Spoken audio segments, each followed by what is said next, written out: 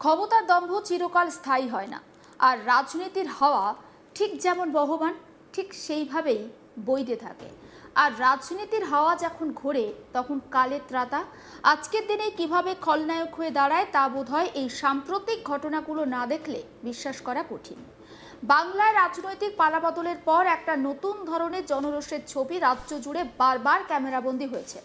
কিছুদিন আগেও যে সমস্ত দাপুটে নেতাদের চোখের ইশারায় এলাকা থরথর করে কাঁপত, যাদের দাপটে সাধারণ মানুষ একেবারে টুশব্দ করার সাহস পেত না, আজ তাদেরই যখন পুলিশ গ্রেপ্তার করে গাড়িতে তুলছে তখন এক আশ্চর্য আর বেনজির দৃশ্যের সাক্ষী হচ্ছে রাজ্যবাসী। রাস্তার দুপাশে দাঁড়িয়ে থাকা সাধারণ মানুষ এখন আর শুধু চোর চোর স্লোগান দিয়ে শান্ত হচ্ছেন না, তাদের ক্ষোভের নতুন হাতিয়ার হয়ে উঠেছে আস্ত একটা ডিম। গাড়ির জানালা লক্ষ্য করে উড়ে এসেছে ডিমের পর ডিম, আর সেই ডিমের পচা গন্ধ আর হলদে কুসুমের হাত থেকে অভিযুক্তদের বাঁচাতে গিয়ে খোদ পুলিশ কর্মীরাও শিকার হচ্ছেন এই অদ্ভুত ডিম থেরাপি। গণতন্ত্রে ক্ষোভ প্রকাশের অধিকার প্রত্যেকেরই রয়েছে, কিন্তু প্রতিবাদের এই ডিম থেরাপির বাড়বাড়ত্ব এখন এতটাই মাথাচাড়া দিয়ে উঠেছে যে বিষয়টিকে হেলাফেলা করার আর কোনো জায়গা নেই। পরিস্থিতি এমন একটা জায়গায় পৌঁছেছে যে খোদ আদালতকেও এই বিষয়ে হস্তক্ষেপ করতে হয়েছে। এই ধরনের উন্মত্ত আচরণ এবং পুলিশের গায়ে ডিম ছোড়ার ঘটনাকে রুখতে প্রশাসন কি বাস্তবসম্মত পদক্ষেপ করছে তা নিয়ে ইতিমধ্যেই কোর্ট কৈফিয়ত তলব করেছে। তার সত্ত্বেও কিন্তু রাজ্য জুড়ে এই ডিম থেরাপির খেলা পুরোপুরি বন্ধ হয়নি। উল্টে ক্ষোভের আগুনে ঘি ঢেলে কোথাও কোথাও আবার পুলিশের হেফাজত থেকে অভিযুক্তকে ছিনিয়ে নিয়ে সরাসরি গণধোলাই দেওয়ার চেষ্টাও চলছে। মানুষের ভিতরে জমে থাকা রাগ কোন চরম সীমায় পৌঁছালে আইনের তোয়াক্কা না করে মানুষ নিজেই বিচারকের ভূমিকায় নেমে পড়তে পারে তা ভাবলেই শিউরে উঠতে হয়। কিন্তু এর ফলে যে রাজ্যের আইন শৃঙ্খলা পরিস্থিতির চরম অবনতি হচ্ছে এবং এক বিস্ফোরক নৈরাজ্যের সৃষ্টি হচ্ছে তার বলার অপেক্ষা রাখে না। এই চোখ কপালে তুলে দেওয়া ঘটনাটি ঘটেছে বীরভূম জেলার বোলপুরে। সেখানে শান্তিনিকেতন থানার পুলিশ লাভপুর এলাকা থেকে গ্রেপ্তার করেছে স্থানীয় দাপুটে তৃণমূল নেতা তথা গ্রাম পঞ্চায়েতের উপপ্রধান মামুন শেখকে।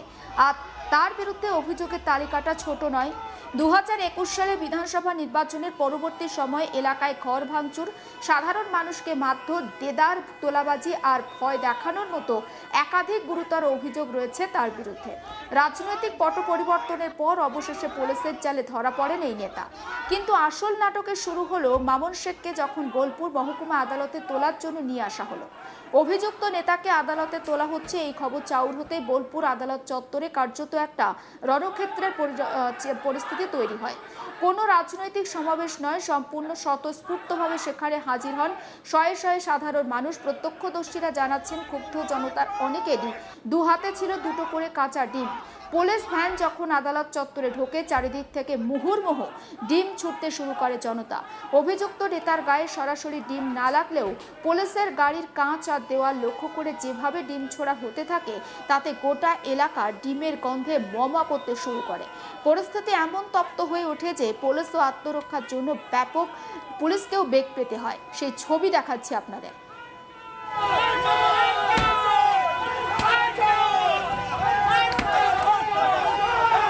বোলপুর আদালতের এই ঘটনাটি শুধু ডিম ছোড়াতেই সীমাবদ্ধ ছিল না, তা আরও এক ধাপ এগিয়ে চরম শারীরিক হেনস্থার রূপ নেয়। যখন কড়া সুরক্ষায় পুলিশ মামুন শেখকে আদালতের লকআপ থেকে এজলাসের দিকে নিয়ে যাচ্ছিল তখন বিক্ষোভের পারদ চলে যায় এক ধাক্কায়। উপস্থিত উত্তেজিত জনতার একাংশ পুলিশের নিরাপত্তা বলয় ভেঙে সরাসরি ওই নেতার উপর ঝাঁপিয়ে পড়ে। মুহূর্তের মধ্যে তার গলায় একটি পুরনো গাড়ির টায়ার ঝুলিয়ে দেওয়া হয়, যা অত্যন্ত অপমানজনক আর সামাজিক শাস্তির প্রতীক। পুলিশের সামনে ওই নেতাকে লক্ষ্য করে উড়ে আসতে থাকে চর, কিল আর লাথি। গোটা আদালত চত্বর কাঁপিয়ে তখন স্লোগান উঠছে চোর চোর। সাধারণ মানুষের এই মারমুখী রূপ দেখে খোদ পুলিশ কর্মীদেরও মাথায় হাত। একদিকে অভিযুক্তকে নিরাপদে বিচারকের সামনে হাজির করার আইনি দায়িত্ব, অন্যদিকে উন্মত্ত সাধারণ মানুষের এই দীর্ঘদিনে চেপে রাখা ক্ষোভের আগুন। এই দুইয়ের মাঝে পড়ে পুলিশকে আক্ষরিক অর্থেই খাবি খেতে হয়। শেষ পর্যন্ত অবশ্য অতিরিক্ত পুলিশ বাহিনী মোতায়েন করে কোনো রকমে কড়া পাহারায় অভিযুক্তকে আদালতের কাঠগড়ায় তোলা সম্ভব হয়।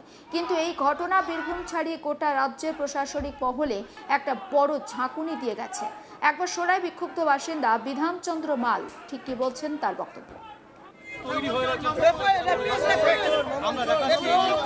আমাদের বহুদিনকার প্রতীক্ষার ফল, প্রশাসনকে আমরাও যেভাবে বলেছিলাম প্রশাসন কাজ করেছে, অ্যারেস্ট হয়েছেন।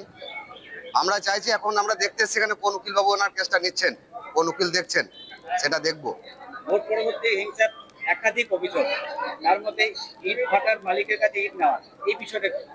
একদম 100% কনফার্ম। উনি উঠভেটা শুধুমাত্র নয়, ধান লুট করা, বাড়ি বাড়ি অত্যাচার করা, প্রত্যেক মানুষকে মেরে হাত পা ভেঙে দেওয়া থেকে শুরু করে অনেক অভিযোগ আছে। এমনকি মেয়ে ছেলের দুর্নীতি, তারাও প্রমাণ দেবেন, তারাও কেস করেছেন ওনার নামে, সেগুলোও দেখা হবে।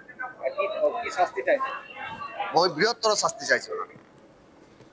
সমস্ত বিষয়টা নিয়ে আমার কালিক শান্তনু হাজরার একটি রিপোর্ট আপনাদের জন্য। 2021-এর ভোট পরবর্তী মামলায় এবার নাম জড়িয়েছে তৃণমূল উপপ্রধান মামুন শেখ। কে এই তৃণমূল উপপ্রধান এবং কোথাকার তৃণমূল উপপ্রধান? বীরভূম জেলায় বোলপুর কঙ্কালীতলা। বীরভূম মানে পঞ্চপীঠ স্থান, আর সেই পঞ্চপীঠের অন্যতম সতীপীঠ হচ্ছে বোলপুরের কঙ্কালীতলা। আর এই কঙ্কালীতলা মন্দিরের সন্নিকট রয়েছে কঙ্কালী গ্রাম পঞ্চায়েতের অফিস, এবং এই পঞ্চায়েতের অফিস থেকে কঙ্কালীতলা মন্দির একটা সময় নিয়ন্ত্রিত হতো, যা একেবারে সনাতনী হিন্দুদের অপছন্দের বিষয় ছিল। তারা তৎকালীন তৃণমূলের সরকারের আমলে সেভাবে মুখ খুলতে পারতেন না। দেখা গিয়েছে যে এই মন্দিরে রয়েছে একাধিক দোকান, সেই দোকান ঘরের পিছু কাটমানি নিয়েছে তৃণমূলের মামুন শেখ। তাদের ঘনিষ্ঠ লোকজনকে পাইয়ে দিয়েছে, এবং যারা এই দোকানঘর পেয়েছে তারা কিন্তু সকলেই তৃণমূল সমর্থিত বা তৃণমূলের দ্বারা উপকৃত এই ধরনের, এবং তাদেরকেই কিন্তু মূলত আবার দিতে হয়েছে কাটমানি। এই ধরনের অভিযোগের সাথে সাথে 2021-এ যে ভোট পরবর্তী হিংসা, সেই ভোট পরবর্তী হিংসায় নামও ছিল তৃণমূলের যে উপপ্রধান মামুন শেখ, তার বিরুদ্ধে এবার কঠোর পদক্ষেপ।